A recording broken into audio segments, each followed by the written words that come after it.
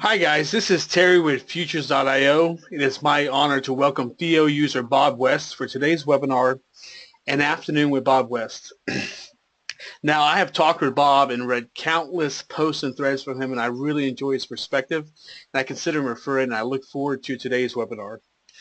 During the webinar, if you have any questions, you can type them into the questions box, and we'll do our best to answer them at the end of the event.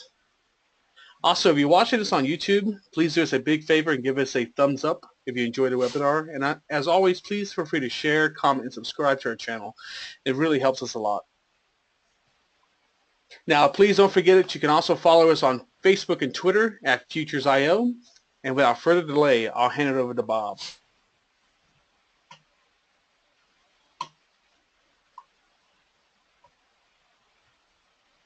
Well, okay.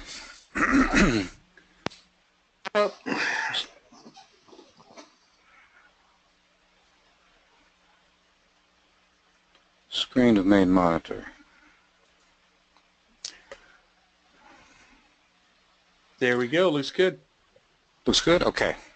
Then let's start. If I can remember how to. Oh, come on. Computer. There we go. Hey, see that? There we go. Looks okay. Good. Okay, we're calling this An Afternoon with Bob West. And who is this Bob West? Well, it's me. I'm a basically computer programmer. Occasionally I've been a manager, sometimes of programmers, sometimes others. Have been a generally successful dabbler, trading stocks, stock options, and ETF options. I am a generally and remain a generally frustrated futures trader. And I'm curious about why trading futures has proved to be so hard. I'm certainly no guru nor a master trader. I'm just a guy working with the same questions that everyone has. At least some of us have. What's this webinar about today? I'm looking at some of my and others' experiences drawn from the Futures.io forum. I'm trying to answer that why question. Why do things that make sense not work? And what does? And how do you find it? So let's go. This is a question from the forum. I saw this before I was a member, and I joined in the beginning of 2013. So this is an old question, but it stuck with me. The guy asked, why don't I follow my method? Or why can I not follow my method? That stuck with me because I see that a lot of times in other people's posting, and I've seen it or asked it myself. So where are you when you're reading a chart? This is a chart, and I have marked an area called, I'm labeled point A. That's the, it's meant to be the yellow square. So point A, you are here. At least it seems that way. And from point A, you can look to the left, you see the past. Look to the right, you see the future. This is a basic hindsight chart. From point A, you can see obviously where price is going to go. It's going up. Looking backward, it seems you can be at point A and decide what to do when you trade. All patterns and outcomes are very clear because you have the future right there over to the right. Now, you don't actually ever have that, do you? Let's look over to the right. Look at that. Look at that last bar. That bar is actually what you're going to see. You're not going to be at point A. You're going to be at point B. Point B, there's nothing to the right. You don't get to just, when you're trading, you don't get to just look to the right and see the future. There's no future yet at all. I left the label at point A where it seemed in hindsight that you could locate yourself. And from point A, yeah, you can say, well, where would it go? It would have to go, let's go back. It would have to go up. Well, why? Well, let's see. It's crossing the moving average, and I've had a couple of big, strong bars, and it just broke out of, you can see my mouse here. It's There's a little range here from these this little cluster of bars, obviously going up. Well, your mind tells you it's obviously going up because your mind sees this part over here to the right. And your mind is a pattern recognition machine, and it recognizes the pattern. It says, we're here, and we're going up. And I know that because it went up. That's not available when you need it. It's not available over here at point B. At point B, which is where you trade, there's nothing to the right. So no matter how it seems in hindsight, you're never at point A able to see both the past and the future. You're always at point B. Even when you were trying to trade at the point I've labeled A, at that point it looked just like it looks now at point B. Nothing to the right. I haven't put any indicators or any lines or anything on here, just the moving average kind of as a prop. So maybe you have a method that puts some lines up here and says, well, this is, this is resistance, and maybe you have something that measures momentum. And so maybe at this point you would be able to make an educated guess or have enough of a conclusion about what might happen that you'd be able to trade. I hope so. But you can't know. There's nothing over here to the right to tell you. Okay.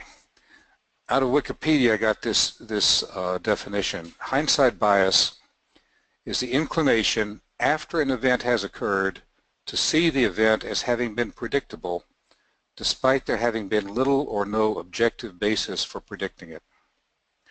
So, on the hard right edge, the illusion that we can see what is obviously going to happen disappears because we can no longer see what did happen. While looking back in hindsight, we see what was the future as well as the past, and every event becomes easy to see in advance. Explanations are easy. Every chart looks good in hindsight. Every method works well. While trading, we don't get to see anything to the right. This can produce some serious problems for hindsight-trained traders. Actually, I like that expression, hindsight-trained traders. I've been there for years. How do you get to be a hindsight-trained trader? You read books, you watch webinars, you look at charts, you get trained to see things as if you could operate from hindsight. And that's a big problem, because when knowledge of the future is not available, what do we use instead? I'm going to ask you to just keep that question. What are you going to use when you don't have hindsight? While I look at another question I also got from the forum more recently. Somebody asked, why does this always happen to me? What happened was every time he put an order in, almost immediately, price went the other way. And the question was, how do they know? How do they know it's me? So the question, the market turned around as soon as I get in. How do they know? By the way, before we get to there, look on this chart where I've put the arrow to group 3. That's this upward bar here, the upward green bar. That is, flip back, flip back, flip back. That is this green bar right here at point B. Now, it would have been quite reasonable to assume from point B that this green bar was going to keep going up. We had a nice trend. Why not? Well, whatever was reasonable, it didn't. What happened is it went down. So not having that information available to you on the chart meant that you didn't know, you couldn't know. No matter what your methodology might have told you to trade, knowing is not the same as being able to make a decision that will work most of the time. And it's important to understand that you don't know. When it comes time to trade, you cannot know. You can hit the button, you can do what's reasonable, you can do what has worked in the past, you will never know what will work. Okay, back to this guy's question. Market turns around as soon as I get in. How did they know? Well, it turns out it's more interesting than that. It turns out he was in simulation. He never was there never was an order put in. Nobody ever knew anything. It was nothing to do with the market. Well, if it was nothing to do with the market, it might have had something to do with him and his decision making, and in fact, I think it was. So I took this little section here, section of this chart, starting where I've labeled it Group 1, and then there's Group 2 and Group 3. That's a little fairly unimportant move, but people could have gotten it and made some money there. What happened? Well, sort of supply and demand 101, when price goes up, it's because buyers come in and they can't be accommodated by the sellers at that price. They have to reach up a little higher to find people to sell to them, and so the price ratchets up, and then if there's more buyers, it ratchets up again, and so on. So buyers coming in from about this point here is what made this little move happen. Arbitrarily, I've divided the people who were participating in that move into 3 groups, just so I could talk about them. I don't know how many there were, or what they did, or why, but there had to be somebody coming in, and they were coming in at different times because it kept going up until it stopped going up. So the people at Group 1 are the early birds. They got in for whatever reason at a fairly good point. Maybe they had some, maybe their methodology said, okay, this happens, now you want to go long. Maybe they just felt like it, but whatever motivated them, they entered early, and if they stayed in for the whole move and then got out in time, which are 2 separate questions, then they might have made some money. People in Group 2 took longer to get in. I'm going to interpret that as it took them a while to become convinced. They were waiting for something. The something didn't happen. When it finally happened, they said, okay. The Group 3, they were the last ones. They waited the longest. It took them longer to make up their minds. I'm going to interpret that as saying they were looking for the most confirmation before they took the plunge. They were the ones that bought the top. And right after they bought, just like our friend said, them, the capital T, T-H-E-M, T-H-E-A, T-H-E-Y, the big boys brought the market down. Well, maybe the big boys did, maybe not, but the fact is Group 3 was late, and Group 3 was late because they were waiting around to be sure. Oh, I am not for a moment making fun of Group 3. I have been in Group 3 a lot. It's got a sort of rotating membership. You find yourself there sometimes. The key would be not to be there that often. Also, I'm certainly not trying to make fun of this guy who was frankly puzzled and had good reason to be puzzled, but nonetheless, it's the time that it takes you to get convinced is working against you. And if it puts you in Group 3, you're buying the top. Now, question is, can hindsight, so the point of these last 2 charts has basically been hindsight is false. Hindsight is not available. You do not have the future to your right in real life. You have it in hindsight, but that never really happens. So can hindsight ever be valuable? Sure. It can be valuable so you can do research and formulate your ideas, let you critique and understand your trades. You've got to do that backwards and keep track of your results and probably other things. But the outcome of the trade, which is obvious in hindsight, that is the outcome that it will have, is never available while you trade. You will never know in advance that that trade will succeed or fail. You will never know that you've got a winner or you don't. Hindsight can convince you of things that will never work in real life because you will never be able to look to the right into the future during the present moment. If you could look about 30 seconds into the future in real time, you'd be the richest human being alive. You'll never do that. Not having knowledge of the future outcome, the way you can in hindsight, can leave you uncertain and lost, waiting for more certainty instead of acting at the right time, or having you acting emotionally or even randomly as if you don't even have a method at all. So without having the future clearly in front of you over to the right, what do you do if you're used to having it there? The habit of looking to the right in hindsight charts is probably where the need for more confirmation comes from, and it will put you into group 3 very quickly. There's never anything to the right when you're able to use it.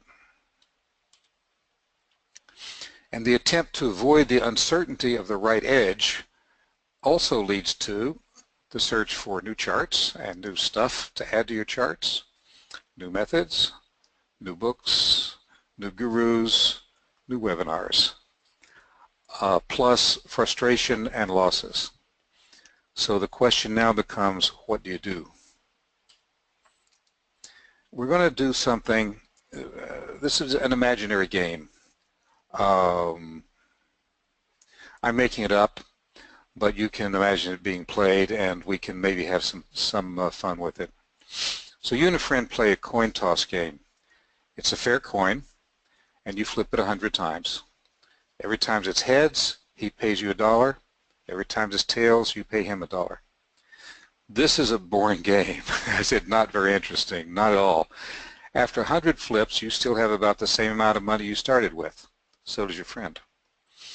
You will have had about 50 heads, about 50 tails, maybe 51, maybe 48. But after enough flips, it gets very close to the average. For each flip, you don't know whether it will be heads or tails until it lands, but the overall probability of heads is 50% once you have made enough flips. So that's kind of interesting. The next coin flip is unknown, but you do know what it will average out over a period of time. Now, you play this game for a while, and not only does it bore you, but you don't make any money, and there's no point to it, so you think, what should I do instead? You decide to cheat.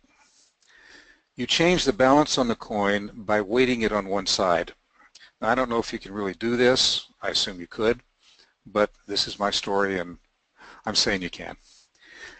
Maybe you put a little dab of solder on it or something, but whatever you do, now the doctored coin comes up heads 60% of the time. So you flip it 100 times, you get 60 heads. Your friend asks to see the coin, and you leave. Then you make another change to the game.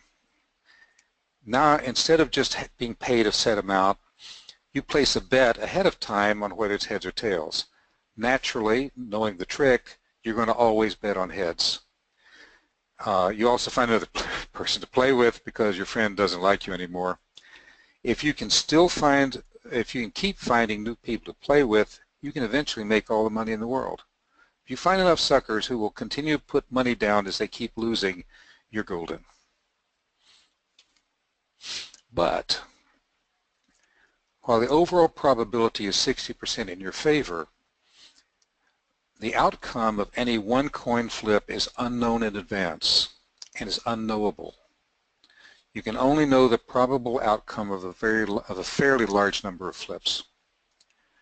So you will need to place your bet on every flip, knowing that some will not pay off, and having no way to know in advance which will be a winner and which a loser.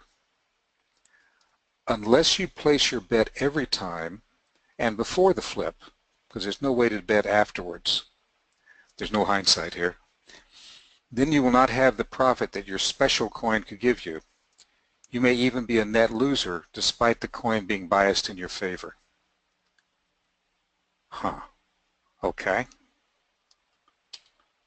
Is this really like trading? Well, the analogy isn't perfect. However, the outcome of any one trade is unknown in advance and is unknowable. You can only know the probable outcome of a fairly large number of trades. That's not too different from the coin flip.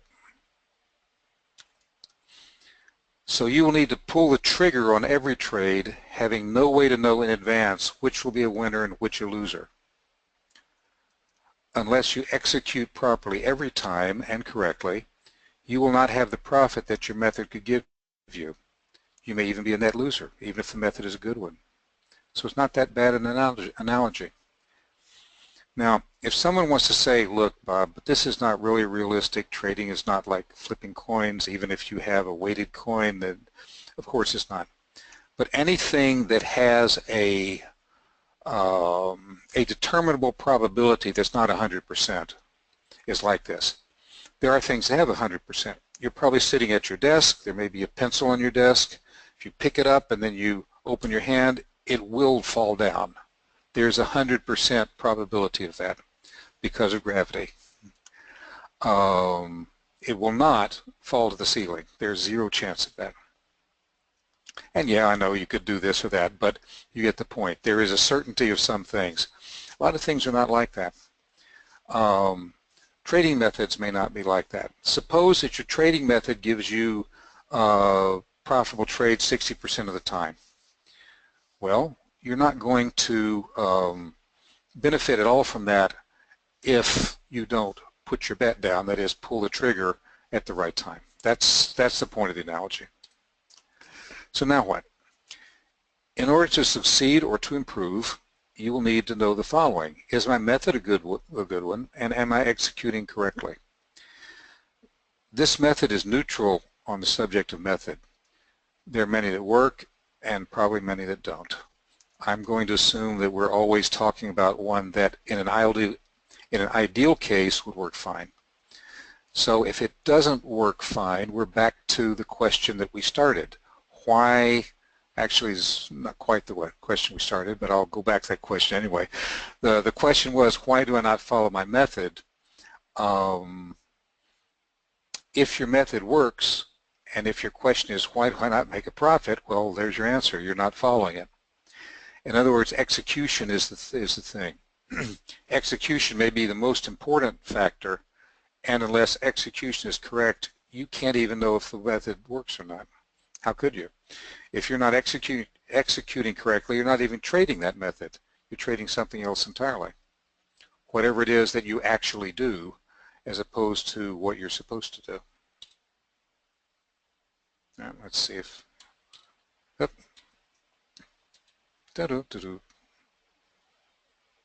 Yeah, okay. So, here's a suggestion. The question now is, how do we find out if our execution is correct, and how do we improve it if it's not? This is something I'm currently doing.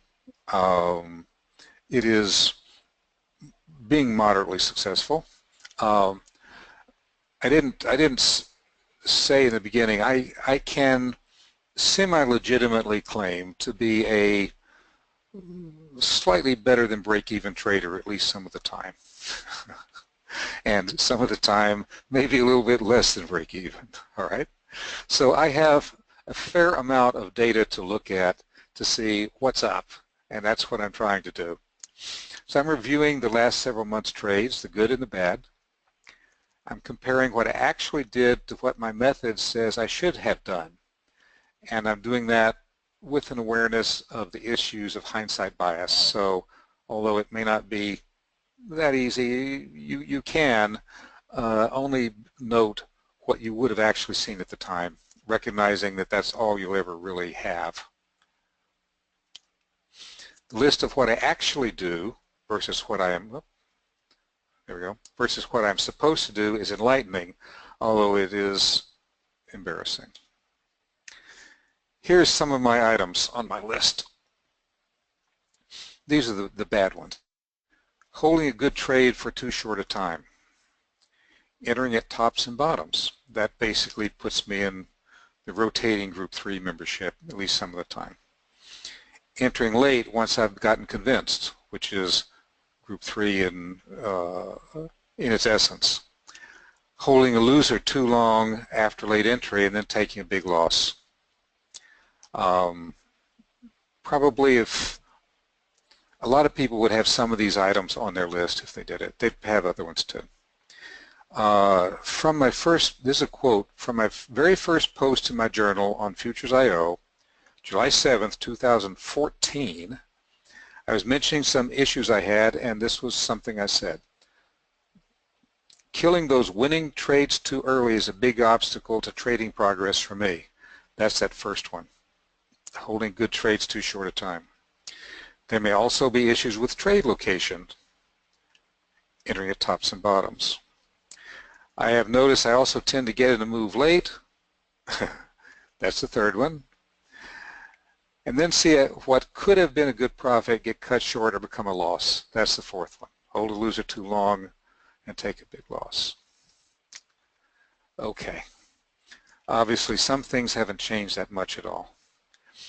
I do think that this sort of self-survey, where what you're really trying to do is become self-aware of what you do when you trade, will make a difference. It is starting to make a difference with me. I'm not done, and I'm doing the testing now. That is, and the testing is so far sim. I'm seeing things that clearly that I didn't see, and at least I know better what I'm actually doing, not just what I'm saying I do. And your list, if you decide to do this or something like it, will be your own and not mine. What can this kind of thing tell us? Well, first of all, let's look at the definition of a method. A method is an organized way of doing something. So what is my real method? Now, I say I have a method that's basically a kind of modified price action. Standard chart-based price action with some trend following mixed in.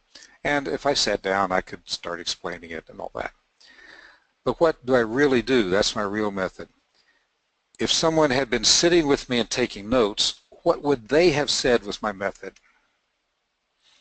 Well, they would have said that, Bob, I see all the things you did. It's this list right here. And it would have been, you know, pretty much like the list I just showed you of my mistakes.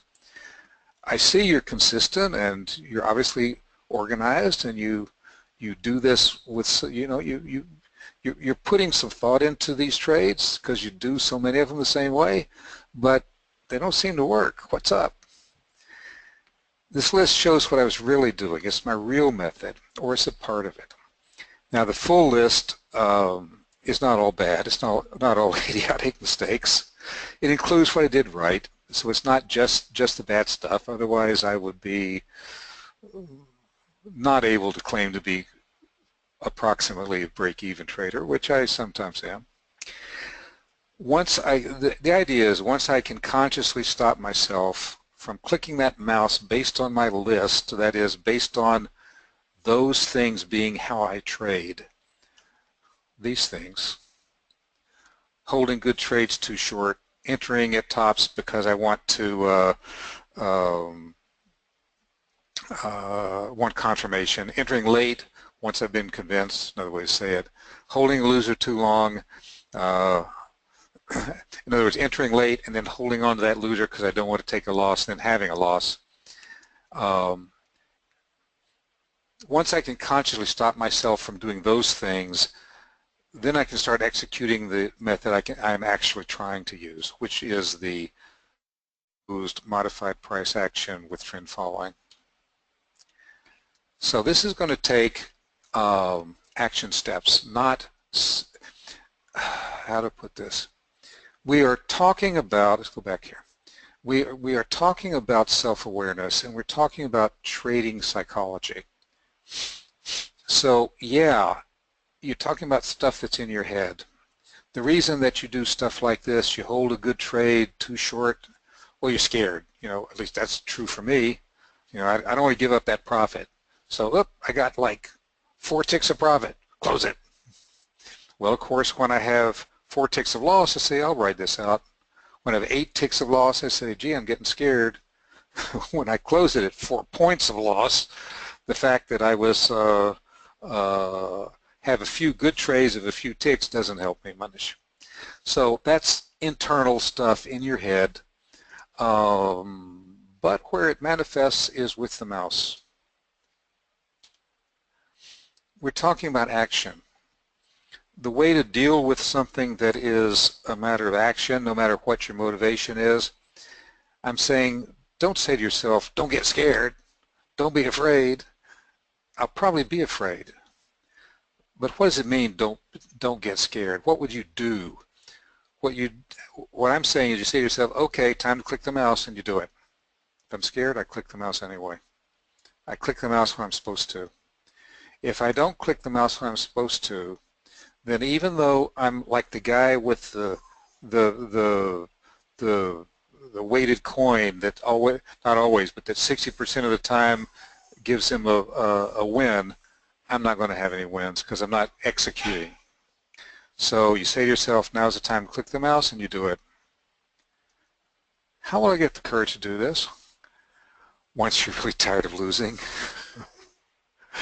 And I think this is, let's see, is that my last chart? Yep, almost. That's the message really of this. It's kind of a simple thing. Let me go to my summary. This is a shorter webinar than I thought it would. Here's what we've talked about today. Hindsight versus the right edge. Why don't I follow my method? That was the original question that we were talking about. Then confirmation error. Why does this always happen to me? Then the coin flip game, which shows really what you need to be doing every trade. Every trade you need to be doing what you're supposed to do, execute when it's time, waiting and relying on the non-wisdom that you develop from hindsight doesn't do it. Click it when you're supposed to. It will either work or it won't. You cannot know until you do it. If it doesn't work, now you know what you have to change. So then that's our last bullet there. Bullet there is method and execution. Find out what you're really doing and fix it. Let's take my list. Okay, so I'm sitting in a trade this morning, and I noticed that I'm not sure what's happening. I'm not sure what's going to happen. I want to wait and see what's going to happen, even though everything that I'm supposed to act on has said buy. What do? You buy. Maybe it won't work. Maybe it will.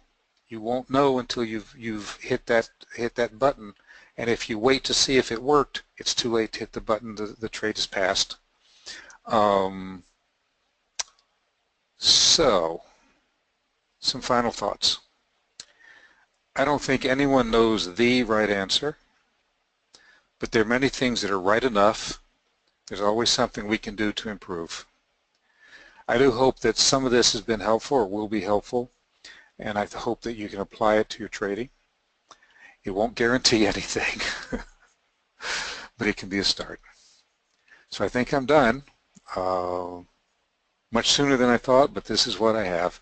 I do believe that if you take to heart the fact that the right edge is all that there is, that hindsight is essentially worthless. So are the things that you've learned as a hindsight-oriented trader, if you have. If you wait to be convinced, if you wait for confirmation, you will consistently lose, and you will wonder why. And you will keep trying new things and new stuff, put new junk on your chart, new methodologies, new indicators, new this, new that, new webinars, and you'll still be asking the same questions. So I recommend doing an exercise somewhat like this, at least with this as a part of your conceptual background. And that's it. And thanks for being here today. I really appreciate everyone who turned out, and I wish everyone well. Okay. Okay, Terry. If you have any questions, please feel free to start typing them in, and I will start asking them to Bob. Let's see. And Bob will see if he can answer them. What are some of the items on your things I did right list? Oh, good question. Hard for me to answer now because I've been spending my time the last day or two refining the do wrong list. When I am doing it right, well, they all come down to this. The doing wrong list comes down to basically one thing, which is acting late. Whatever you're doing, it is always acting late. The doing right is acting early or on time or whatever. For example, I have a very simple set of of semi-rules. I'm a semi-discretionary guy. I kind of like rules, but I want to apply them sort of freely.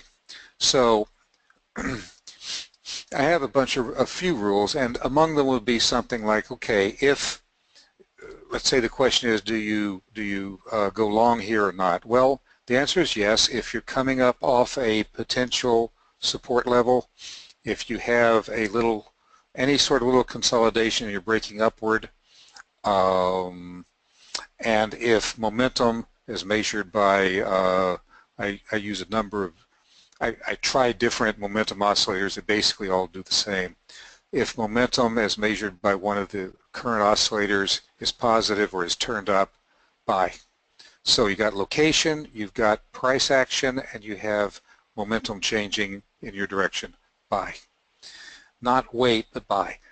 That in various permutations and combinations would be on my done right list. In other words,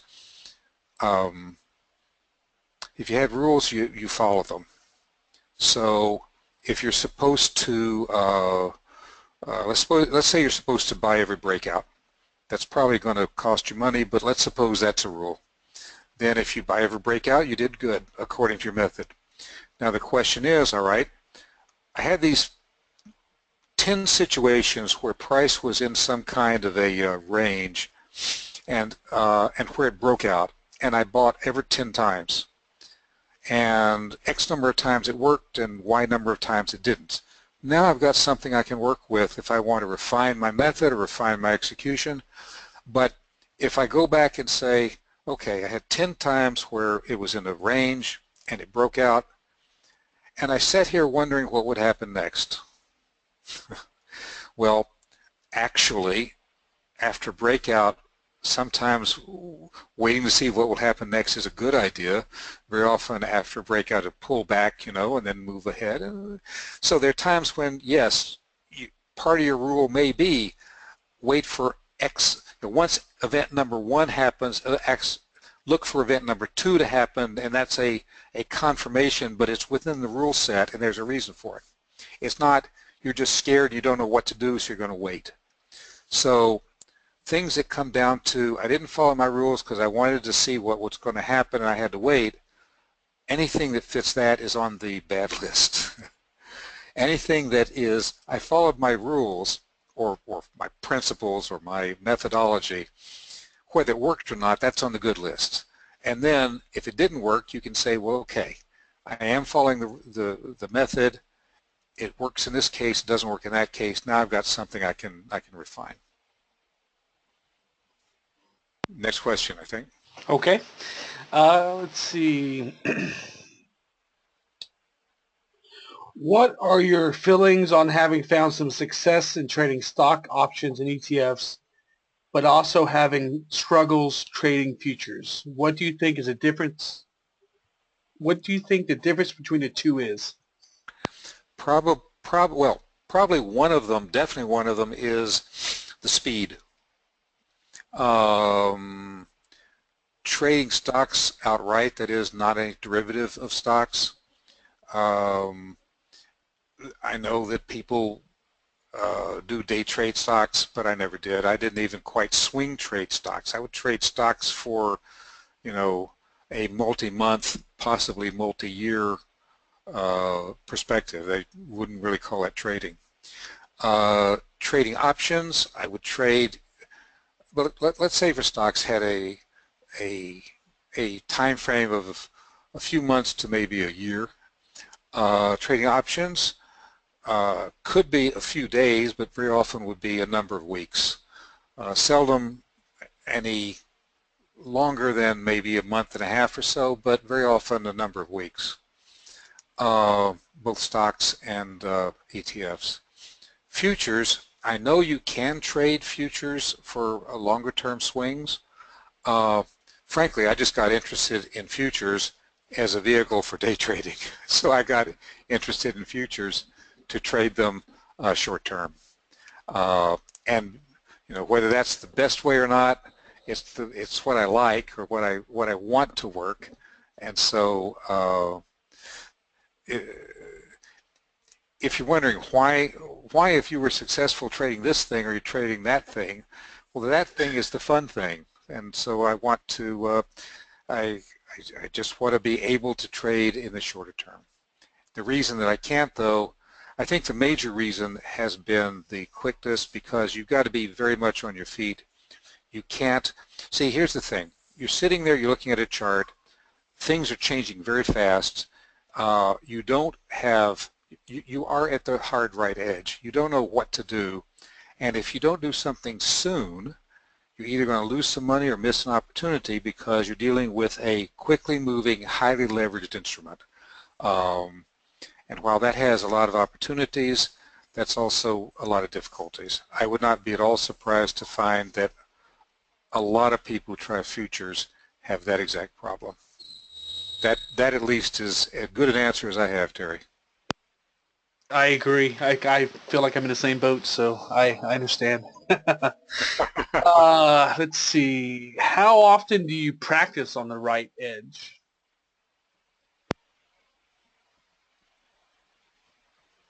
If by practice you mean as compared, I forgot to ask. Are you sim trading or live trading now? right at this point I am sim trading because I want to do that without losing my shirt. Recently I have been involved with the TST Combine, which is of course sim trading because you're not putting your any capital in the market.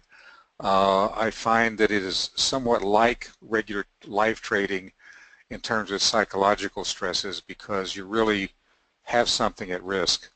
I have many years of live trading and that makes me a little wary of diving right in until I know, until I've improved my game some. The question about how much do you practice on you're always on the right edge. If you're actually, even if you're taking sim trades. Now, everyone probably is aware. If you're not, you will be aware as soon as you put money on the table. There's a gigantic difference between sim and live. The reason is, with sim, if you lose money, you didn't lose money. You just lost nothing. You lost some numbers. If you lose money and it took you a while to accumulate that money, that hurts. But you're facing exactly the same situation in terms of what you know, whether you are sim or whether you're live. So I'm not totally sure how to complete the answer if the question had to do with practice. Can you go back again, Terry, about what was that about practicing on the right edge? Just how often do you practice on the right edge? Personally, I think anytime you're sim or live trading and you're actually really trading, you're on the right edge. So you're always practicing on the right edge. The only way you're not is if you're like looking at a chart from 2 weeks ago and just marking through what you think you would have done. I think that was what I was groping to say, because that is the difference. I had a conversation with another futures IO trader, and I beg his pardon because I'm going to mispronounce his name because I'm not Dutch, but Grootpeer or Groot, you know that guy, who did an excellent afternoon with Grootpeer or whatever seminar a while back, and I was explaining we were just going back and forth in private messages, and he said that for him sim is just as serious as live. He says his heart beats fast, his palms get sweaty. Me too. When you're faced with the challenge of doing something when you actually honestly don't know, not only do you not know what's going to happen, but to be honest, you don't quite know how to do it. Even if you've got a method that you have down pat, when you pull that trigger, you're facing blankness. You know, the future is not there. So I agree with you, Terry. There is, and in any case, that is a huge difference between engaging with the market in any way versus looking at a chart, looking backwards. Looking at the hindsight chart and saying, oh, I would have seen that. Yeah, that's so obvious. Yeah, just as soon as, you know, this thing crosses that thing and MACD does this and, you know, Fibonacci something and whatever. Yeah, that's obvious. That would have worked. I would have done that.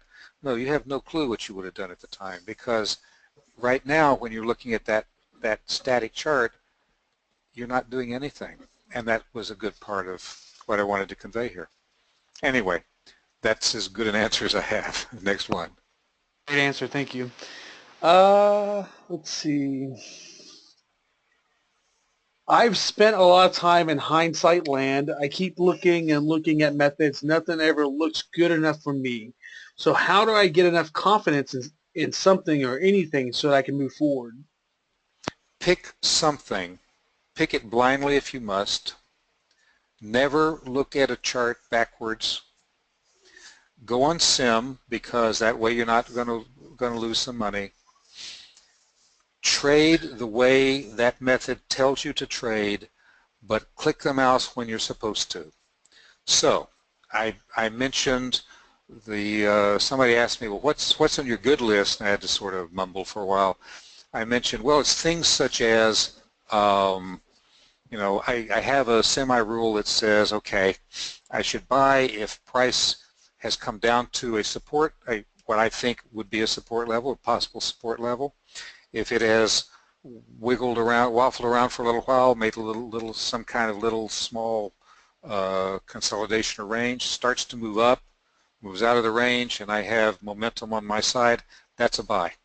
Now, I'm not saying that that should be a buy for you, please. I'm not telling you what method to use. I'm saying the method that I allegedly use, that I use when I'm doing well, has that that's a decision I should make. Okay, so what I should do is every time I have that situation, I should buy, rather than wait to see how it works. So my suggestion to this person is pick anything at all that looked semi-decent when they were looking in hindsight charts, and that you understand the rules for. Now, you don't have to have like hard and fast rules, but you need to understand the principles by which you will make a decision. And then get on, you know, forget charts. Don't look at charts anymore for a while. Sit in front of your monitor. Use sim, at least initially. Click that mouse when you're supposed to. You get the confidence. This is a question, let's see, action steps. You don't say to yourself, don't be scared, or that's inside your head. The real world is outside your head. Say to yourself, okay, now it's time to click the mouse, and you do it. And you click the mouse. After you've done that enough times in pure sim that at least you know what to do and you're not too scared, then look to see what else to do. You might want to put some money on it. Depends on what your situation is. I often recommend people try this is no plug for anyone, but there is the Top Step. Hold on a minute, I'm going to adjust my ears here. The Top Step Trader Combine, and there are people who like it and people who don't, and I'm not plugging it, but that is a sim type of program where there is at least a little bit more risk, and therefore it's a little more like real. Or, you know, just go for it and go real.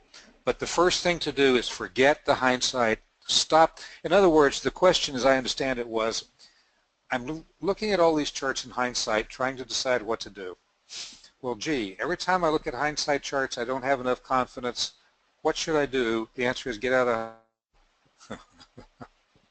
get into the action, get in the real world, and sit down, and with sim if necessary, sit down, click the mouse at the right time, get used to doing that, get used to making real world decisions that are correct according to a method, any method, pick one. If the method doesn't work, then after you have been doing it consistently and correctly for a while, you will know the issue is not your execution. You will know it's the method, either the method doesn't work or it doesn't suit you. Okay, now you know something. Now you can either change the method or you can find a different one and do it again, but get out of the world of hindsight. I agree. You cannot learn if your hand is not on that mouse, is what I say. I get PMs every so often, and usually I tell people, I always tell them, start with something as simple as like a moving average crossover. Right. It's not gonna make you money, but just start doing it in Sim and just click every time you're supposed to buy. Set some Yes. rules on how you're gonna handle loss and follow those rules, and just Yes. do it over and over and over. As some of you may know from the forum, I'm real big into motorcycle racing. I'm real big into flight and pilots and aircraft.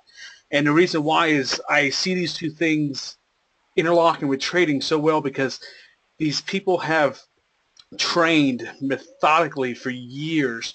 And when something happens, they don't think. It's second nature. When that light comes Right. on in the cockpit, you execute whatever steps you need to do for that issue. It's the same thing with trading. When you see that signal, you need to buy. As soon as you're in the market, you're already in the market. So you're following whatever risk steps you have to take. Absolutely correct. And to add on that, the question of Sim is better than nothing. Sim doesn't have the same pressures as live trading, but it has some, and you've got to practice. Terry brought up pilots. Pilots train in simulators all the time. They train so that they can improve their skills. They train so they can get used to the equipment. It's not a bad thing. What we're talking about is doing something, though. So Terry's right. Pick something. It doesn't matter what it is. Moving average crossover, fine. You'll be lucky if you're anything better than break even on that, but who cares? You need to know. You need to have the experience of doing something and seeing what happens when you do it and doing it again and again and again. So we agree. Next question. Let's see. And there are lots of thanks, and Saint has a great answer. I see trading kind of like financial science. You create a hypothesis, you do the experiment, and then you read the results. You move on to the next one. So, how are some of the challenges of learning price action and how, oh, sorry, what are some of the challenges of learning price action and how did you overcome them? Okay. In a sense,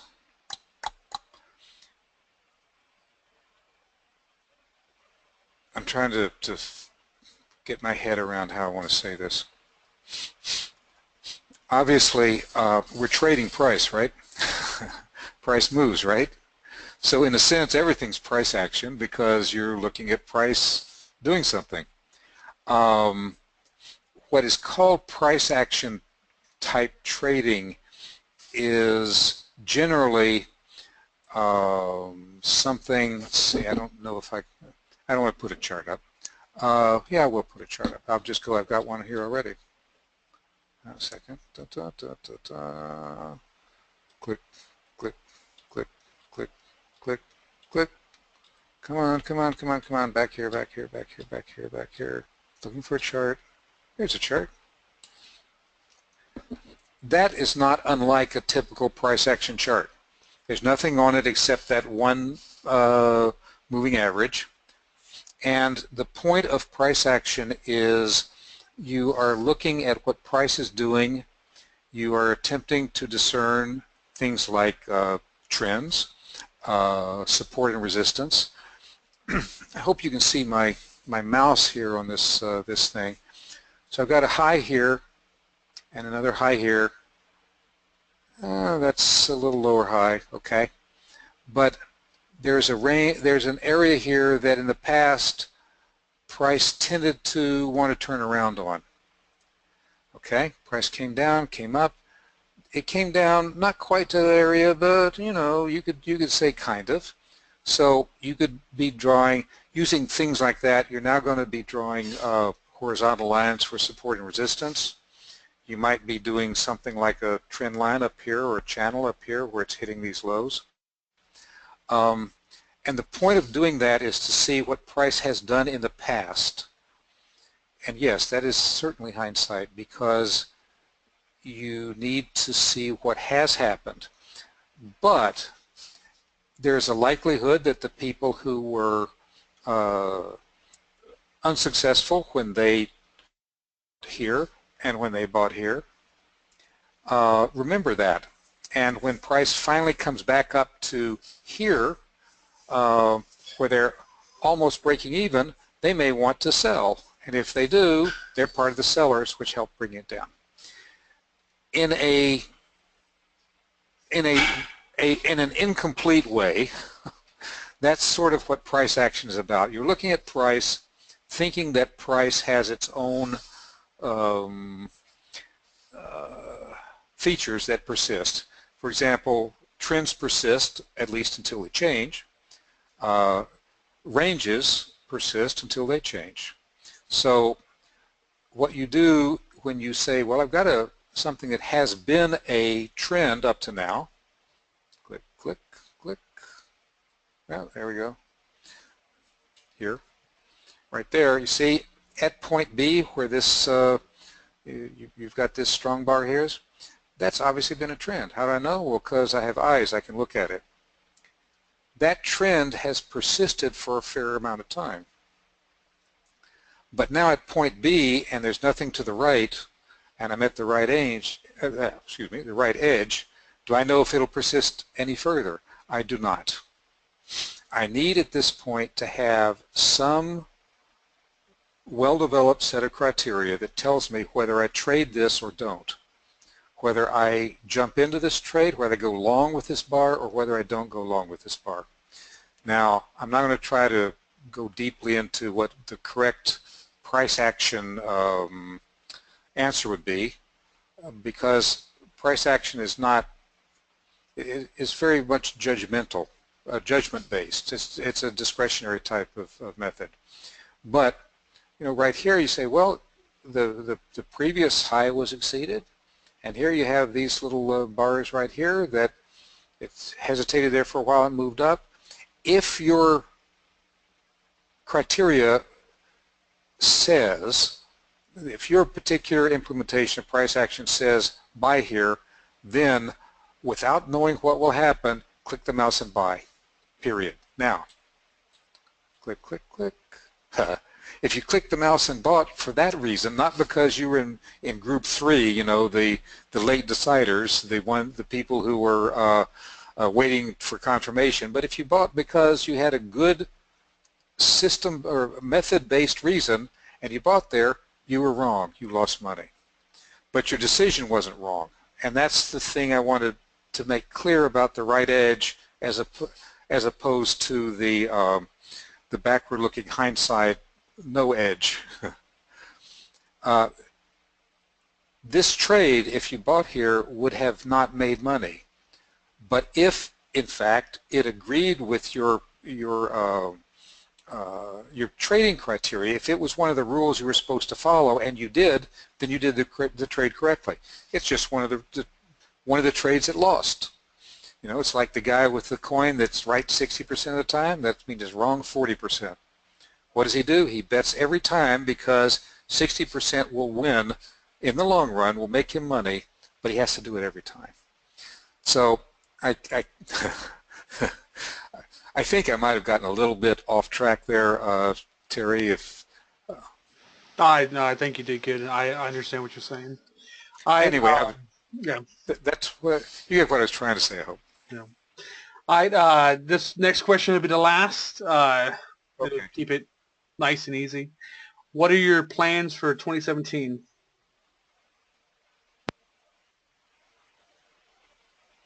Make $1 million. Why not? I mean, that's kind of, you know, the that's almost like you're dealing with the right edge in real life. You don't know what's going to happen there. You can make plans though. So actually, my plans for 2017 are to become more consistently profitable and to make it so that it becomes a significant part of my income. Perfect. There you go. There you go. Mine is to eat more bacon. You know what? Eating more bacon, particularly eating cheeseburgers with bacon on it, should be part of everybody's plan. I'm not going to wait for 2017 for that. Yeah, I think I might start tonight. No. Thank you for the great webinar. I'm really like that you did it on the hard right edge. This is was like the perfect topic to me. This would be a legend webinar.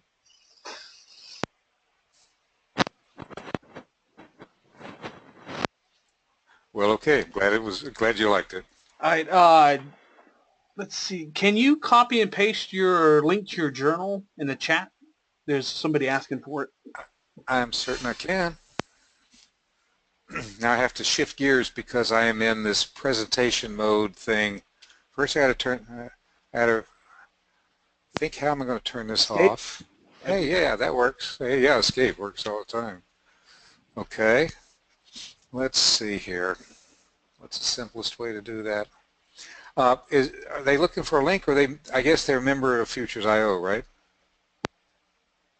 Yes, I believe this is a Elite webinar, so they should be a member. Right. Okay. Is this only available to Elite, or is it going to be like... The recording should be available to everyone, but just the attendance is Elite. Okay. Gotcha. Well, this is the simplest way to do it.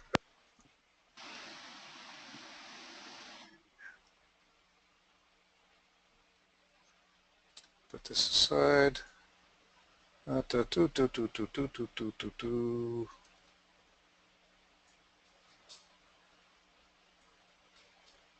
right. Okay.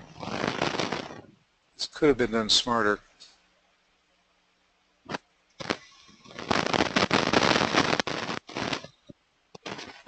Just a minute, we'll be there. We're getting there. Here it is. The name of it is Trade Journal. Okay, it's in the Elite journal section.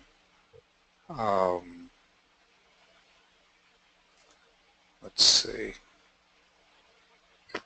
Why don't I do what was requested and go there and get the link? There we go. There it is, right up there. Okay. That's for that post. Let me go for the. I just posted a link in the chat as well, so if somebody wants to click there, you can to get into the journal. There it is, right there. That's the just like I never was on a computer before, huh? That's the link. So if you need that, there it is. But Trade Journal is the name of it, and it began, as you noticed, I went to the first page, July 7th, 2014. I've been putting words in this journal for a while.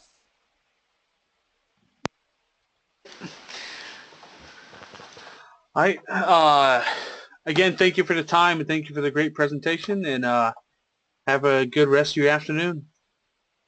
Thank you. Same to you.